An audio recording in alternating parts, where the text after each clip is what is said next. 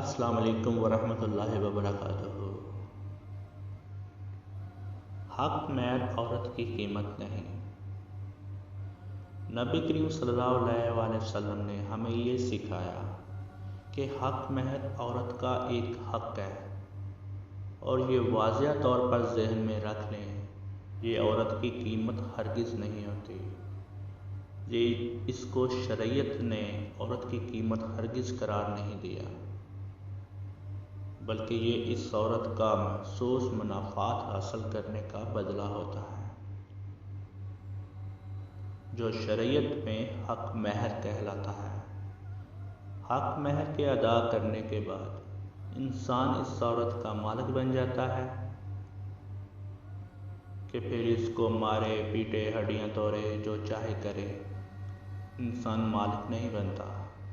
یہ تو عورت کا ایک حق ہے جو اللہ تعالیٰ نے مقرر فرمایا ہے۔ رخصتی کا اسلامی طریقہ۔ شادی ہو جانے کے بعد لڑکی کو اس کے شوہر کے ہاں بھیجا جاتا ہے، اس کو رخصتی کہتے ہیں۔ رخصتی بھی نہایت سادگی کے ساتھ ہونی چاہیے۔ لڑکی کے گھر والے چاہے اپنے گھرانہ کی کسی خاتون یا خادمہ کے ساتھ، یا لڑکے والوں کے ہاں سے کوئی عورت آئی ہو تو اس کے ہمراہ دلہن کو بھیج دیا جائے۔ رخصتی کا کوئی خاص طریقہ شریعت میں نہیں ہے، نہ ہی کسی رسم و رواج کی پابندی ہونی چاہیے۔